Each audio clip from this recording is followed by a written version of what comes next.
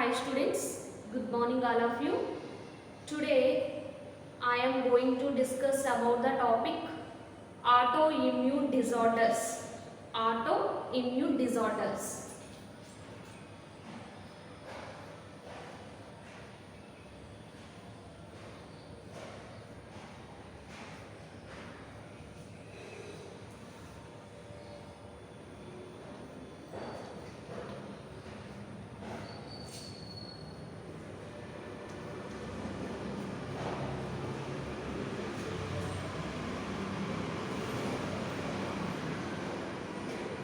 మనం unit 5 start చేసుకున్నాము.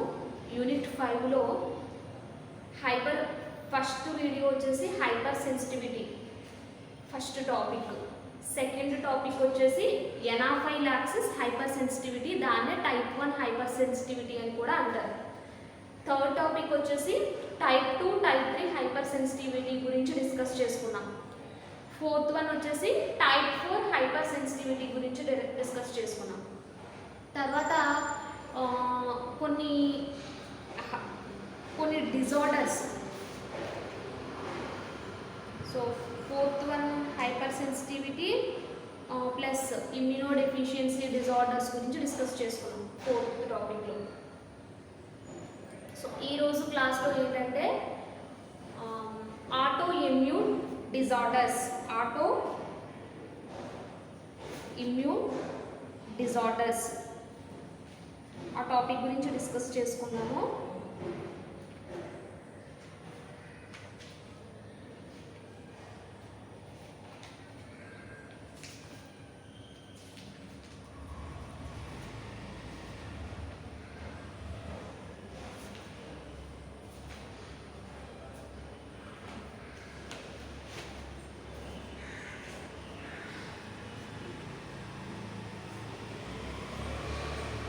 Autoimmune disorders.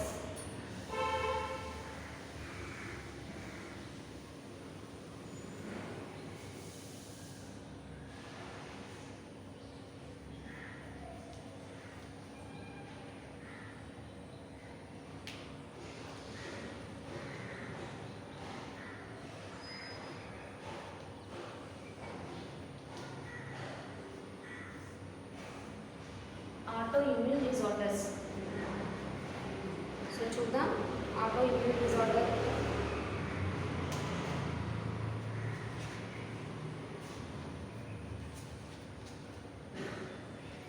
So ఇంగ్లీష్లో అయితే ఎక్స్ప్లెయిన్ autoimmune disorder అనేటువంటి టాపిక్. అయితే తెలుగు మీడియంలో ఏంటంటే స్వయం రోగ నిరోధక రుగ్మతలను గురించి తెలపండి ఈ టాపిక్ అనేది వస్తుంది.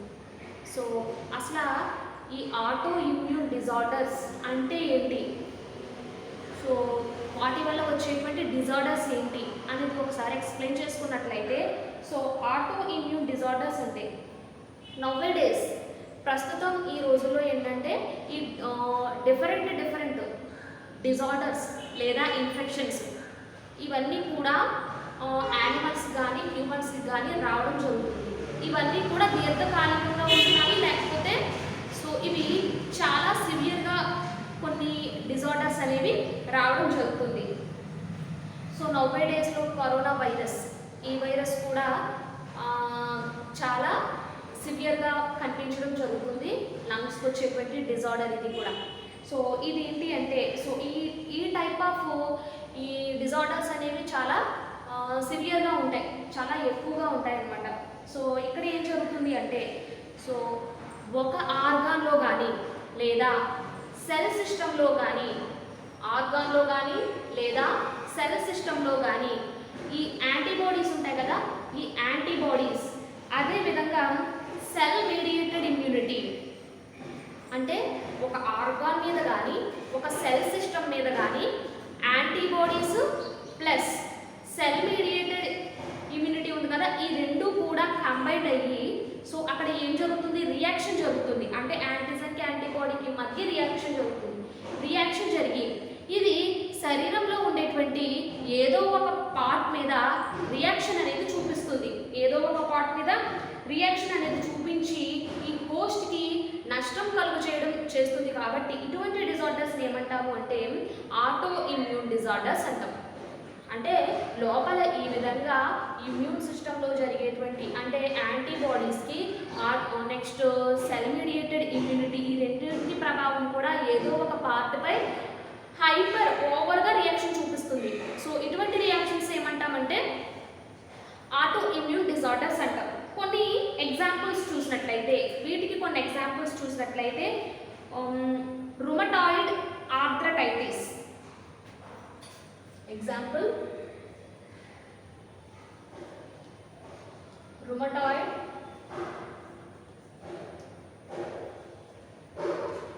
ఆర్థరైటిస్, తెలుగులో కేళ్లవాతం. సో ఆర్థ్రోస్ అంటే ఏంటి? జాయింట్స్. ఆర్థ్రోస్ అంటే జాయింట్స్. అంటే ఈ డిజార్డర్స్ అనేవి, ఈ ఆటో ఇమ్యూన్ డిజార్డర్స్ అనేవి జాయింట్స్ అంటే కీళ్ళవాతంలో కానీ, అరౌండ్ జాయింట్స్ అంటే జాయింట్స్ చుట్టూతా ఉండేటువంటి ప్లేస్లో కానీ, లేదా బోన్స్ లేదా టిష్యూస్ వీటి మీద వాటి యొక్క రియాక్షన్ అనేది ఎక్కువగా ఉండడం జరుగుతుంది. సో ఇలా ఉండడం వల్ల ఏమవుతుంది అంటే బోన్స్ మధ్య గాడి వంటిది ఏర్పడి స్కేర్ అంటే ఈ బోన్స్ దగ్గర ఏమవుతుంది అంటే ఈ మచ్చలు లేదా టిష్యూ బోన్స్ ఈ స్కార్డ్, పిక్టెడ్ అండ్ స్కార్డ్ అంటే మచ్చలు లేదా ఈ గాడి వంటి ఇవి ఏర్పడి వాళ్ళకి రుమటాయిడ్ ఫీవర్ అనేటువంటి సిమ్టమ్ రావడం జరుగుతుంది. అంటే ఈ ఆటో ఇమ్యూన్ డిజార్డర్ ఎందుకు వస్తుందో చెప్పాం. సో ఎక్కువ దేనికి వస్తుంది? Rheumatoid arthritis. ఆర్థరైటిస్ అంటే జాయింట్స్ అంటే కేళ్లవాతం, కేళ్ల చుట్టూ ఉండేటువంటి జాయింట్స్ చుట్టూ ఉండేటువంటి ప్లేస్లో లేదా బోన్స్ దగ్గర లేదా బోన్స్ చుట్టూతా ఉండేటువంటి టిష్యూస్ దగ్గర దీని యొక్క రియాక్షన్ అనేది ఎక్కువగా కనిపిస్తుంది. కాబట్టి సో వీళ్ళకి రుమటాయిడ్ ఆర్థరైటిస్ ఫీవర్ అనేటువంటి ఫీవర్ రావడం జరుగుతుంది. దీంతో పాటుగా ఇంకా కొన్ని డిసీజెస్ వస్తాయి, రేర్ డిసీజెస్ వస్తాయి. సో అవేంటి అంటే సిస్టమిక్ ల్యూపస్. ఇంకొక డిసీజ్ ఏంటి అంటే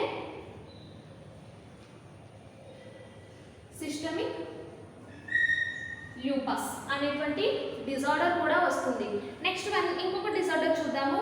సో ఎథియోమెటాసిస్ అనేటువంటి ఈ డిజార్డర్ వల్ల ఏమవుతుంది అంటే ఇమ్యూన్ సిస్టమ్ యొక్క ఎఫెక్ట్ దేని మీద చూపిస్తుంది?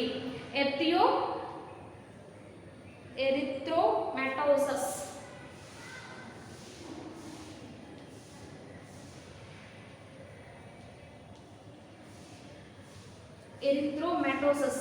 సో దీని ప్రభావం వల్ల ఈ ఎరిథ్రోమెటాసిస్ అనేటువంటి ఈ డిజార్డర్ వల్ల దాని యొక్క ఎఫెక్ట్ అనేది ఎక్కడ చూపిస్తుంది అంటే ఇది స్కిన్ లేదా లంగ్స్ మీద దీని యొక్క ఎఫెక్ట్ అనేది చూపిస్తుంది. స్కిన్ లేదా లంగ్స్ వీటి మీద దీని ఎఫెక్ట్ అనేది చూపడం జరుగుతుంది.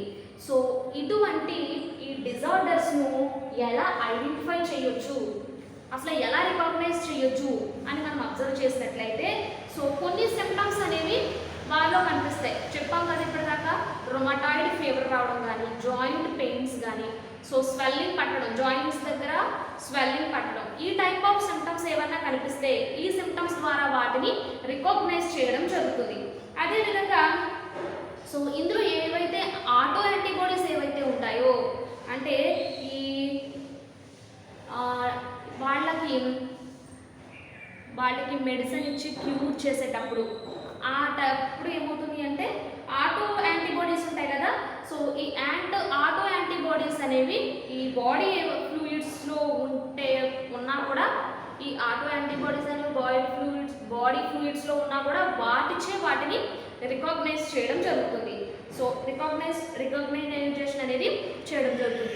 అసలు ఇటువంటివి రావడానికి అసలు రీజన్స్ ఏంటి, ఈ ఆటో ఇమ్యూన్ డిజార్డర్స్ అనేవి రావడానికి రీజన్స్ ఏంటి అని ఒకసారి మనం అబ్జర్వ్ చేసినట్లయితే సో ఇక్కడ చాలా మెయిన్లీ కొన్ని రీజన్స్ అనేవి ఉన్నాయి. Some reasons. సో ఏంటి అంటే ఫస్ట్ వన్ జెనెటికల్ కండిషన్ లేదా జెనెటికల్ చేంజెస్ అన్నమాట. So genetic factors contribute.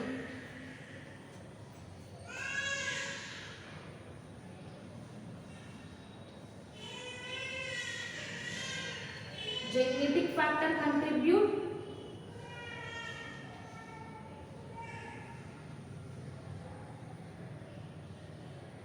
environment,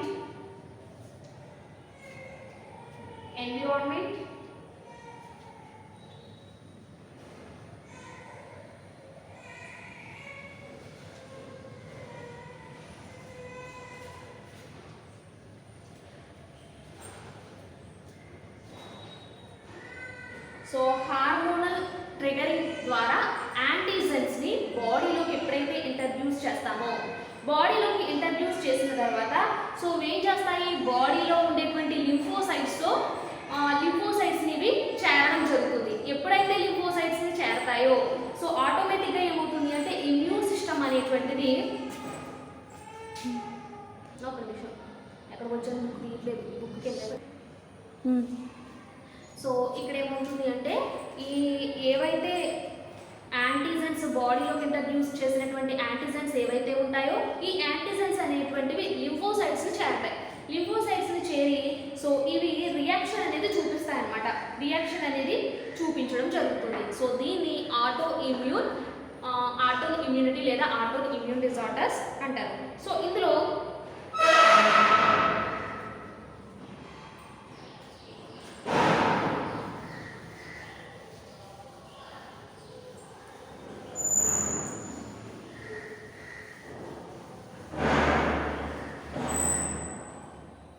next one, factors responsible for autoimmune disease.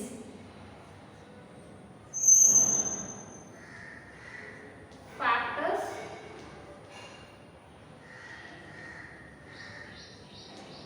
responsible for autoimmune disorders. Factors responsible for autoimmune disorders. So autoimmune disorders ని కొన్ని factors అనేవి influence చేయడం జరుగుతుంది. So చూద్దాం అవి ఏంటో చూద్దాం. సో ఎప్పుడైతే ఎంబ్రియో అనేటువంటిది డెవలప్ జరుగుతుందో, ఎంబ్రియో అనేటువంటిది డెవలప్మెంట్ జరిగేటప్పుడు కొన్ని యాంటీజెన్స్ అనేవి హిడెన్ ప్లేసెస్లో ఉంటాయి, మారుమూల ప్లేసెస్లో ఉండి అవి ఎంబ్రియో అనేది ప్రసవం టైంలో ఈ యాంటీజెన్స్ అనేటువంటివి ప్రసవం సమయంలో ఏం చేస్తాయంటే బేబీకి రావడం జరుగుతుంది. అంటే ఎక్కడో ఏ ప్లేస్లోనో ఉండి హిడెన్ ప్లేసెస్లో ఉండి అవి ఏం చేస్తాయి అంటే ప్రసవం టైంలో అవి ఆ యాంటీజెన్స్ అనేవి రావడం జరుగుతుంది. సో కొన్ని టైప్స్, సో కొన్ని నియో యాంటీజెన్స్ కింద వర్క్ చేస్తాయి.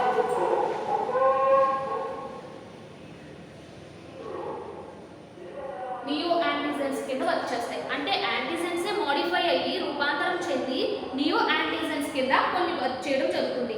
కొన్ని క్రాస్ రియాక్టివ్ యాంటీజెన్స్ గా వర్క్ చేస్తాయి.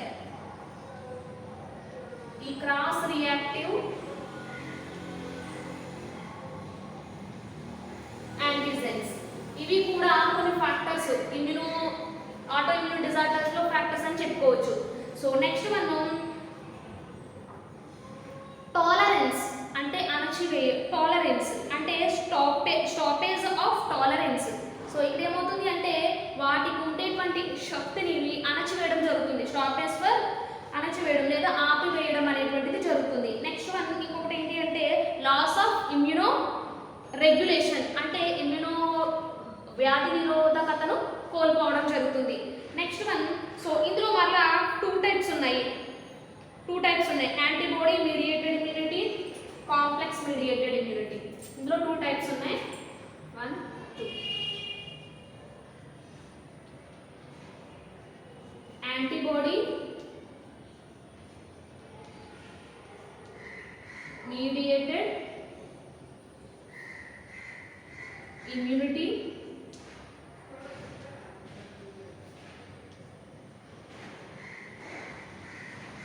Complex mediated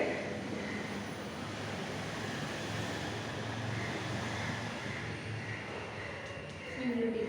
first one antibody mediated immunity. Antibody mediated immunity అని అబ్జర్వ్ చేసినట్లయితే అవి ఈ యాంటీజెన్స్ ఏవైతే ఉంటాయో యాంటీబాడీస్ ఏవైతే ఉంటాయో సో సో ఆటో యాంటీబాడీస్ అంటే స్వంత ప్రతిరక్షకాలు ఏవైతే ఉంటాయో వాటి యొక్క టిష్యూని వాటంతట అవే డ్యామేజ్ చేసుకోవడం జరుగుతుంది.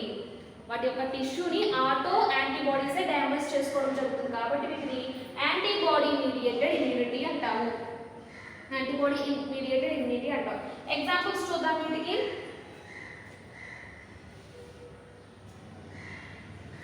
ఎగ్జాంపుల్స్ pernicious anemia,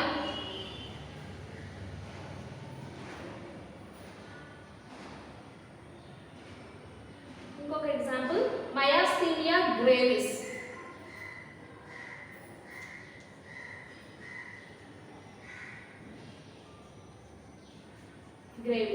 ఇవన్నీ కూడా యాంటీబాడీ మీడియేటెడ్ ఇమ్యూనిటీకి ఎగ్జాంపుల్ గా చెప్పొచ్చు. ఈ టూ కూడా మేజర్ గా. Next one complex mediated immunity. ఇక్కడ ఏం జరుగుతుంది అంటే యాంటీజెన్స్ యాంటీబాడీస్ రెండు కూడా రియాక్షన్ జరుగుతుంది. అంటే ఎప్పుడైతే మైక్రో ఆర్గానిజమ్స్ లోపలికి వెళ్తాయో అప్పుడు ఆటోమేటిక్గా యాంటీబాడీస్ అనేవి మన యొక్క లోపల ఇమ్యూనిటీ సిస్టంలో అవి అగైనెస్ట్గా రెండింటికి మధ్య రియాక్షన్ అనేది జరుగుతుంది. సో రియాక్షన్ అనేటువంటి జరిగి కాంప్లెక్స్ అన్నాం కదా, ఆ రెండు కూడా కాంప్లెక్స్ కింద ఫామ్ అయ్యి సో రెండు కాంప్లెక్స్ కింద ఫామ్ అవుతాయి. సో ఏదో ఒక ప్లేస్లో ఉండేటువంటి ఆర్గాన్ మీద ఎఫెక్ట్ అనేది చూపించడం జరుగుతుంది. ఏదో ఒక ప్లేస్ యొక్క టిష్యూని డ్యామేజ్ చేయడం జరుగుతుంది. సో ఇటువంటి ఈ టైప్ ఆఫ్ ఇమ్యూనిటీని కాంప్లెక్స్ మీడియేటెడ్ ఇమ్యూనిటీ అంటాం. Example rheumatoid arthritis, lupus. ఇందాక చెప్పుకున్నాం కదా lupus next one rheumatoid arthritis. ఈ రెండు కూడా ఎగ్జాంపుల్గా చెప్పొచ్చు. సో నెక్స్ట్ వన్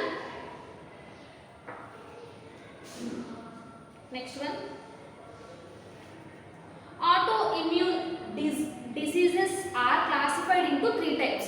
మరలా ఈ ఆటో ఇమ్యూన్ డిసీజెస్ అనేవి ఎలా క్లాసిఫై చేశారంటే 3 types కింద క్లాసిఫై చేశారు. ఆ 3 types ఏంటో చూద్దాం.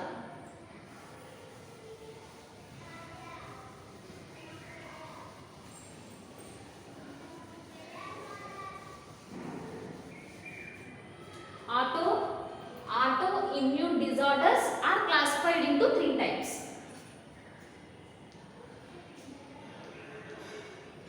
So 3 types కింద క్లాసిఫై చేయడం జరిగింది.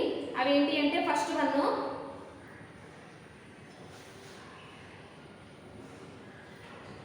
Haemolytic disease.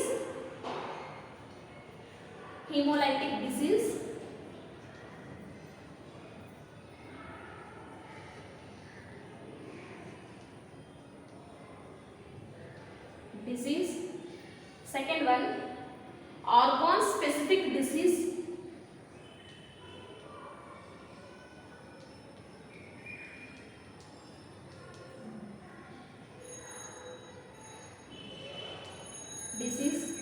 And the third one systemic disease.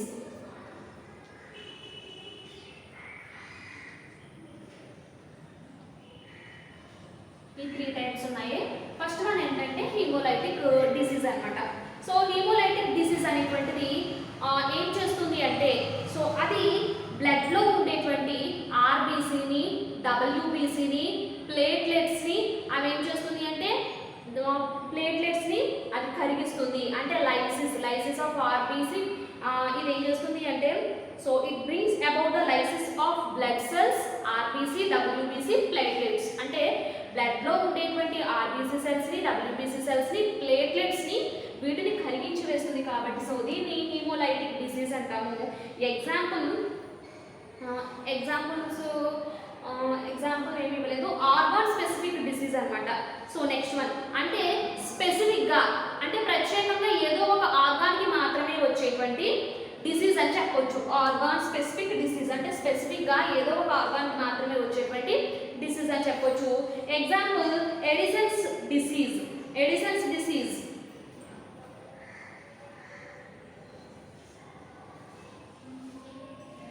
Example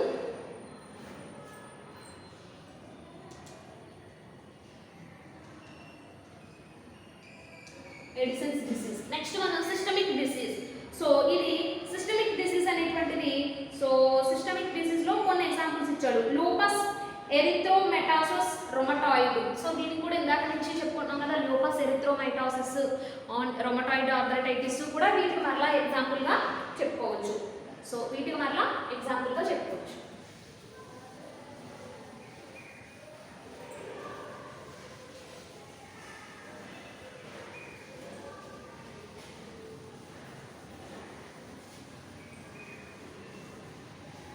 so ఇక్కడికి ఒక టాపిక్ అయింది. ఇందులోనే ఆటో ఇమ్యూన్ డిజార్డర్స్లోనే ఇంకొక టాపిక్ ఉంది, అది షార్ట్గానే ఇవ్వడం జరుగుతుంది. సో అది కూడా ఒకసారి డిస్కస్ చేసుకుందాం.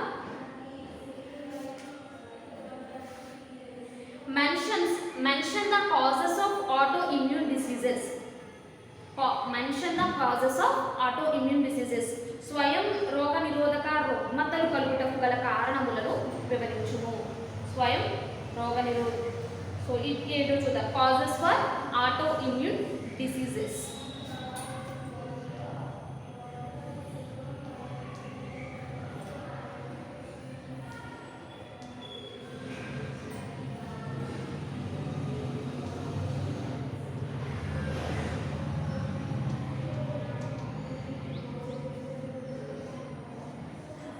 Causes for auto immune diseases చూద్దాం ఈ వేలో. సో ఇందులో ఏంటంటే first one sequential antigens. First one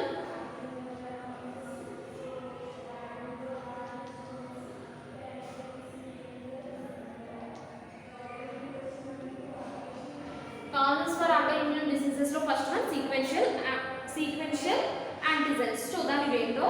కొన్ని రకాల యాంటీజెన్స్ ఏవైతే ఉంటాయో ఇవి బాడీలో ఏదైనా ఒక ప్లేస్లో, అంటే ఏంటి, ఏదైనా ఒక హిడెన్ ప్లేసెస్లో, మారుమూల ప్రాంతంలో యాంటీజెన్స్ అనేవి ఉంటాయి.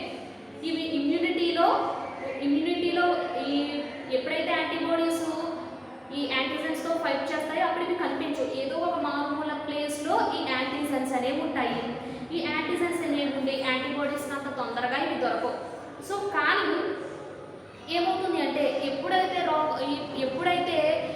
ఈ రెండింటికి మధ్య బైండింగ్ ఎప్పుడైతే జరుగుతుందో, రియాక్షన్ ఎప్పుడైతే జరుగుతుందో, ఏదో ఒక సమయంలో ఈ ఆటో ఇమ్యూనిటీలో ఇవి ఏదో ఒక సమయంలో ఇది యాంటీబాడీతో రియాక్షన్ జరగడం జరుగుతుంది. సో ఈ టైప్ ఆఫ్ వాటిని ఏమంటాము అంటే సీక్వెన్షియల్ యాంటీజెన్స్ అంటాం. సీక్వెన్షియల్ యాంటీజెన్స్ అంటాం. అంటే వ్యాధి నిరోధక సమయంలో ఈ యాంటీజెన్స్ అనేవి అందుబాటులో ఉండవు ప్రతిరక్షాలకు.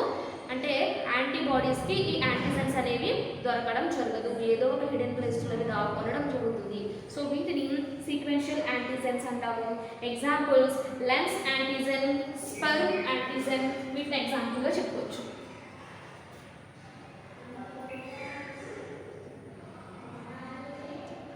లెన్స్ యాంటీజెన్స్,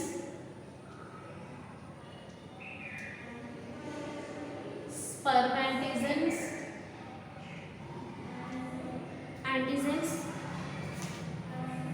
next one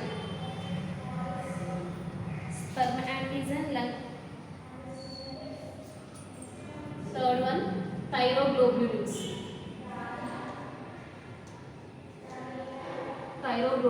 ఈ మూడాటిని కూడా సీక్వెన్షియల్ యాంటీజెన్స్ ఎగ్జాంపుల్ గా చెప్పొచ్చు. సో నెక్స్ట్ వన్ ఇంకొకటి ఏంటంటే నియో యాంటీజెన్స్. ఇందాక చెప్పుకున్నాం కదా, ఫ్యాక్టర్స్ ఇన్ఫ్లుయెన్స్ చేస్తాయని చెప్పుకున్నాం కదా neo antigens.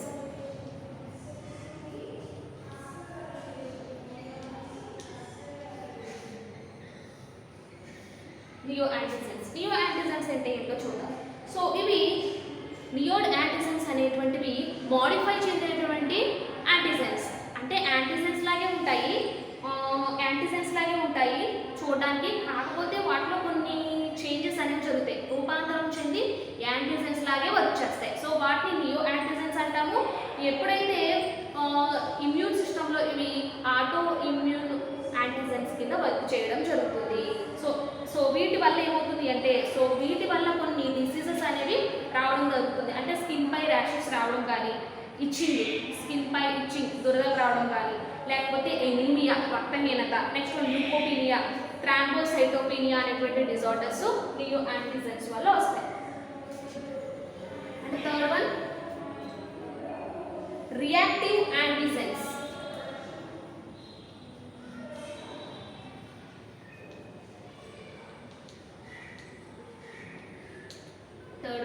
Reactive antigens.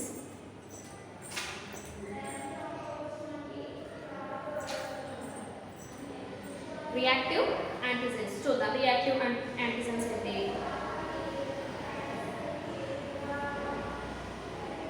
So వీటిని reactive antigens also called foreign antigens. వీటిని ఫారెన్ యాంటీజెన్స్ అని కూడా అంటాం.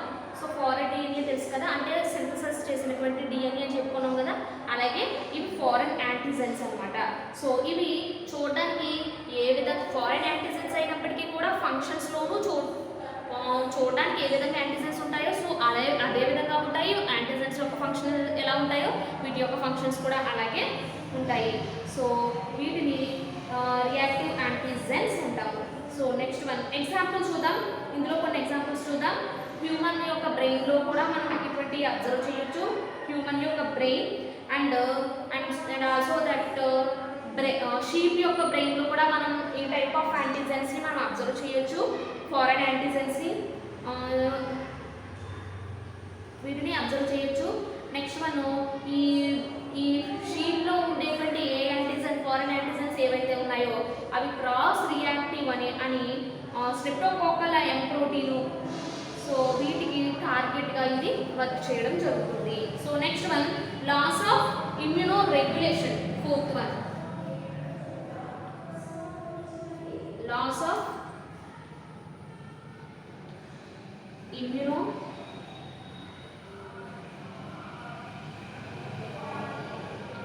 Regulation. Loss of immuno regulation.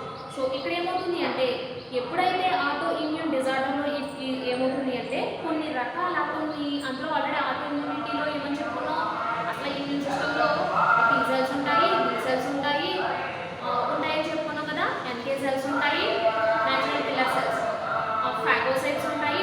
ఇవన్నీ కూడా మేజర్ రోల్ ప్లే చేస్తాయి. ఈ టీ అండ్ బి సెల్స్ యొక్క యాక్టివిటీ అనేది ఏమవుతుంది అంటే డీజనరేట్ అయిపోతుంది. యాక్టివ్గా ఉండవు, ఇన్యాక్టివ్గా ఉంటాయి అన్నమాట.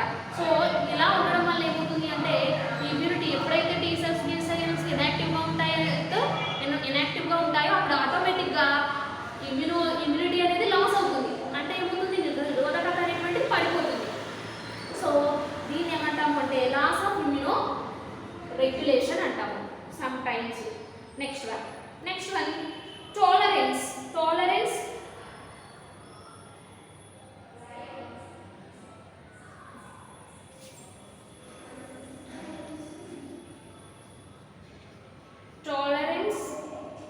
లేదా సియేషన్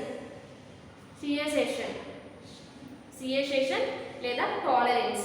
సో ఇక్కడ ఏమవుతుంది అంటే కొన్ని ఆటో యాంటీజెన్స్ అనేటువంటివి వాటి యొక్క ఈ ఆటో రెస్పాన్స్ అనేటువంటిది ఆటో ఇమ్యూన్ రెస్పాన్స్ అనేటువంటిది సో సమ్ టైమ్స్ ఏమవుతుంది అంటే స్టాప్డ్, వాటి యొక్క స్థితి అనేది ఆగిపోతుంది.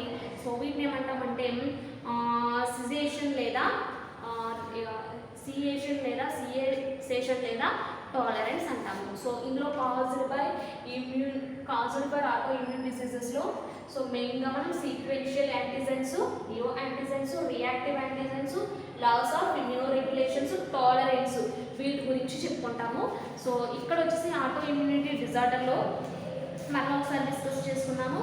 సో చెప్పాను కదా, ఎప్పుడైతే ఒక ఆర్గాన్లో కానీ ఒక సెల్ సిస్టంలో కానీ కణజాల వ్యవస్థలో కానీ ఎప్పుడైతే యాంటీబాడీస్ ప్రతిరక్షకాలు, next one auto immune cell mediated response ఈ రెండు కూడా బైండ్ అయ్యి అంటే యాంటీజెన్స్ యొక్క రియాక్షన్ ఓవర్గా ఉన్నప్పుడు ఏదో ఒక ఆర్గాన్ అనేటువంటిది నష్టపోవడం జరుగుతుంది. దానివల్ల వచ్చేటువంటి డిజార్డర్స్ని ఏమంటామంటే ఆటో ఇమ్యూన్ డిజార్డర్స్ అంటాము. ఎగ్జాంపుల్గా కీళ్ళ వాపులు, జాయింట్స్ చుట్టూతా అరౌండింగ్ జాయింట్స్ చుట్టూతా వచ్చేటువంటి స్వెల్లింగ్ కానీ, బోన్స్ చుట్టూతా వచ్చేటువంటి వాపు కానీ, టిష్యూస్ లేదా రుమటాయిడ్ ఆర్థరైటిస్ లేదా రుమటాయిడ్ ఫీవర్ అనేటువంటి సిమ్టమ్స్ రావడం జరుగుతుంది.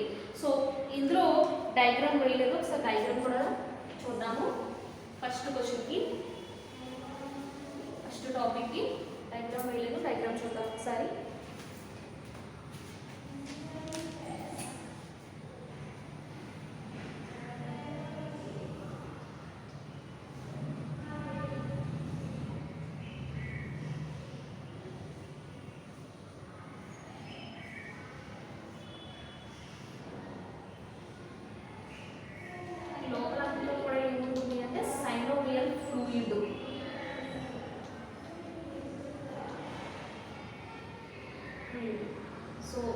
ప్లేస్ ఏమంటాము అంటే సైనోవియం.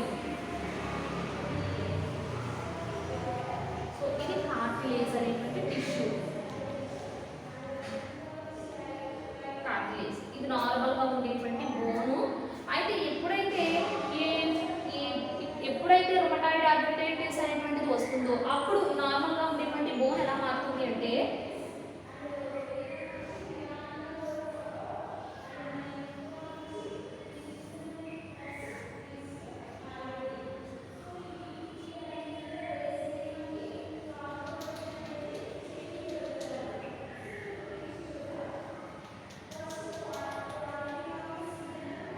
కార్టిలేజ్ అనేది డిస్ట్రక్షన్ జరుగుతుంది. Destruction of cartilage. లోపల వచ్చేసి ఫైబ్రస్ టిష్యూ. సో ఇది రొమటాయిడ్ ఆర్థరైటిస్ నార్మల్గా ఉండేటువంటి బోను. సో ఇక్కడ ఏమవుతుంది అంటే లోపల ఉండేటువంటి కార్టిలేజ్ అనేటువంటి డిస్ట్రక్షన్ చెంది రొమటాయిడ్ ఆర్థరైటిస్ అనేటువంటి జాయింట్స్కి సంబంధించినటువంటిది రావడం జరుగుతుంది. సో ఈ రోజు క్లాస్లో auto immune disorders plus causes for auto immune disorders గురించి ఈరోజు క్లాస్లో డిస్కస్ చేసుకున్నాము. నెక్స్ట్ క్లాస్లో నెక్స్ట్ టాపిక్ గురించి చెప్పుకుందాము. సో ఈ లాస్ట్ యూనిట్ వచ్చేసి ఏంటంటే immune system in health and disease. Immune సిస్టమ్కి సంబంధించినటువంటి హెల్త్ని ఎలా మెయింటైన్ చేసుకుంటామో వాటితో ఇమ్యూన్ సిస్టంలో వచ్చేటువంటి డిజార్డర్స్ గురించి ఇందులో నేను డిస్కస్ చేసుకుంటాము. సో ఇంకొక 2 టాపిక్స్ చెప్పుకుంటే మనకి ఇమ్యూనాలజీ కూడా కంప్లీట్ అవుతుంది. వ్యాక్సిన్స్ గురించి ఉంటుంది. సో అది కూడా మెయిన్గా వచ్చేటువంటి ఎస్ఏ అని చెప్పుకోవచ్చు.